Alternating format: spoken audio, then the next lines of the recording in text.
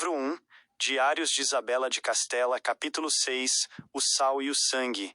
Primadial, 22 de sextobro, ano 1990 da Era de Peixes, Oceano Tenebroso. Fim da primeira semana de viagem, fim do inverno, lua minguante. A primeira semana no mar foi um batismo de fogo, sal e uma náusea implacável que parecia querer arrancar a minha própria alma através da garganta. A primadial da quarta semana de sextobro encontrou-nos cercados por um azul tão profundo, tão absoluto e tão impiedoso, que a própria ideia de terra firme começou a parecer uma alucinação febril, um conto inventado por velhos para consolar crianças em noites de tempestade. O porto de Palos, com as suas pedras sólidas e os seus cheiros terrestres, era agora apenas uma mancha desbotada nos meus diários, uma memória que eu tentava agarrar antes que o balanço das ondas a apagasse por completo. A lua minguante surgia no céu como uma foice de prata afiada, diminuindo a sua luz a cada noite, como se o próprio universo estivesse a reduzir-se ao espaço confinado, claustrofóbico e gemente entre as amoradas de carvalho da Santa Sofia do Mar. O balanço constante do navio, que no primeiro dia de viagem me parecera o movimento rítmico de um gigante a embalar-nos, transformou-se agora numa tortura mecânica, cíclica e implacável. O enjoo não era apenas um mal-estar passageiro. Era uma invasão de todos os meus sentidos. Eu passava horas intermináveis deitada na minha cabine exígua, sentindo o cheiro nauseabundo de madeira úmida, mofo, óleo de baleia queimado e o sebo das velas que vertiam lágrimas de gordura sobre a mesa de carvalho. O meu labirinto interno tentava desesperadamente encontrar um ponto fixo num mundo que nunca, nem por um segundo, parava de se inclinar.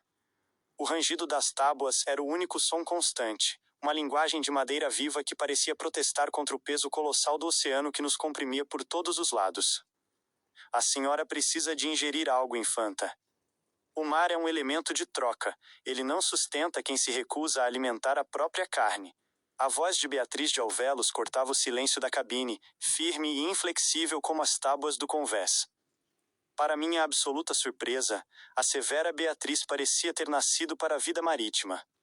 A rigidez de Castela, que outrora parecia excessiva nos salões de Madrid, adaptara-se perfeitamente à disciplina militar e austera da nau capitânia.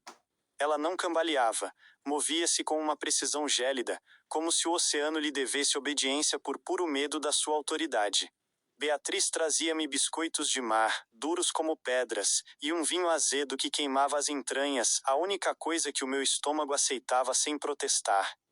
Ana de Toledo por outro lado, tornara-se um espectro de dor e arrependimento. A pobre rapariga passava a maior parte do tempo ajoelhada num canto escuro, apertando o seu rosário até as mãos sangrarem, rezando a Mãe Sofia entre espasmos de vômito.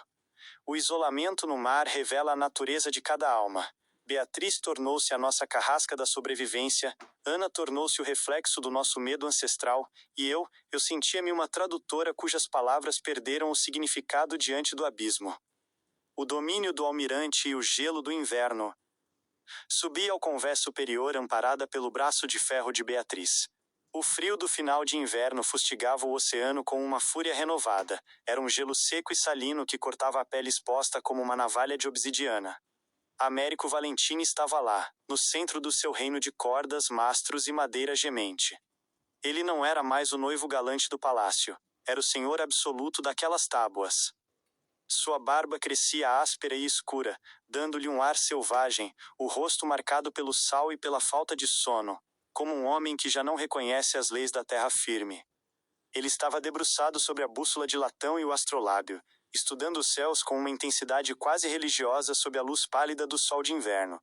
A Pinta e a Ninha cortavam as ondas logo atrás de nós, como sombras fiéis e silenciosas na bruma gelada. Estamos a entrar no grau zero da navegação, Isabela, disse Américo, sem desviar os olhos da agulha. As correntes estão a puxar-nos para onde as rotas comerciais de Taurus se tornam mais estreitas. Taurus não é uma ilha perdida, é um ninho de escorpiões estratégicos. Todos sabem onde ela está, mas poucos conhecem os canais profundos que permitem a passagem de uma frota de guerra sem ser detectada pelos fortes.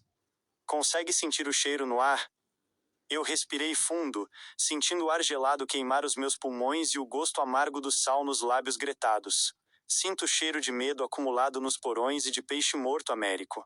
O que há de novo além da vastidão? Ele soltou uma gargalhada curta, um som que ecoou solitário contra o bater das ondas. Isso é espere a sair finalmente dos teus pulmões de princesa. O que sentes agora é o hálito da sabedoria sobre a matéria bruta. O enjoo da carne vai passar em breve, Isabela, mas a sede de possuir o mapa que controla Taurus, essa nunca passará. Ela irá consumir-te até que sejas apenas vontade e registro. A tensão silenciosa entre os homens. A disciplina a bordo era mantida por um fio de seda.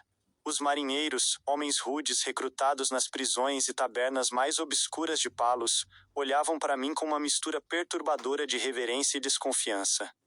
Para eles, uma mulher de sangue real a bordo não era um mito de sereias, mas uma complicação política perigosa. Se fôssemos interceptados por navios rivais de Portugal ou da Germânia rumo a Taurus, eu seria o prêmio de guerra mais caro da história de Hespéria.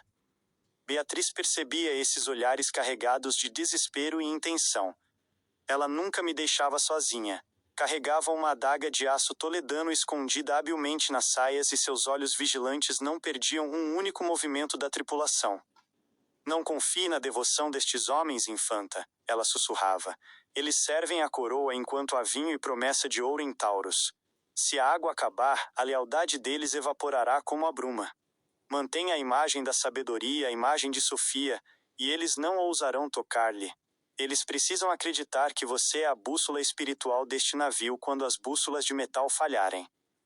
A escrita na penumbra da cabine. À noite, a temperatura caía drasticamente, transformando o navio numa arca de gelo. Minha cabine era o meu único santuário. Sob a luz vacilante de uma vela de sebo, eu tentava manter os meus registros com mãos trêmulas e geladas. A vibração do carvalho sob o impacto das ondas parecia passar para minha caligrafia, tornando-a irregular e nervosa, como se o papel também sentisse o frio do abismo. Sexto dia de mar aberto, escrevi. A terra firme é agora um conceito abstrato, uma fábula de um passado distante. Taurus nos espera, o coração de todos os mercados, a ilha que todos visitam mas que ninguém realmente domina. Américo fala do grau zero como o ponto onde a ciência de Hespéria se torna insuficiente e a intuição do arquiteto assume o leme. Eu, que vivi entre paredes de mármore e livros de couro, estou a ser despida de tudo que me definia como civilizada. Estamos a tornar-nos instrumentos de mapeamento e conquista, pedaços de carne e vontade jogados contra o infinito. O racionamento rigoroso de água começara naquela manhã. O gosto era uma mistura intragável de madeira podre e sedimentos amargos. No entanto, observei que, quanto mais o meu corpo definhava, mais a minha mente se tornava afiada e perigosa. Eu comecei a traduzir os sons do navio como se fossem um dialeto estratégico. O ranger do carvalho era o lamento do passado que se recusava a morrer. O bater das ondas era o tambor de um futuro que exigia um mapa que apenas nós poderíamos desenhar. O encontro das sombras. Américo entrou na cabine muito depois da meia-noite. Ele estava exausto, com o sal impregnado na pele e na couraça de couro curtido. Sentou-se na borda da minha cama estreita, mostrando uma vulnerabilidade que só se permitia longe dos marinheiros e da vigilância implacável de Beatriz. Eles estão a murmurar, Isabela, disse ele, a voz baixa, rouca e carregada de cansaço. Dizem que as correntes estão a levar-nos para águas territoriais de nações inimigas antes mesmo de avistarmos Taurus. Temem que a nossa missão de reconhecimento seja descoberta antes de pisarmos em terra. E eles têm razão em temer, Américo. O mapa que estamos criando vale o risco de uma guerra total?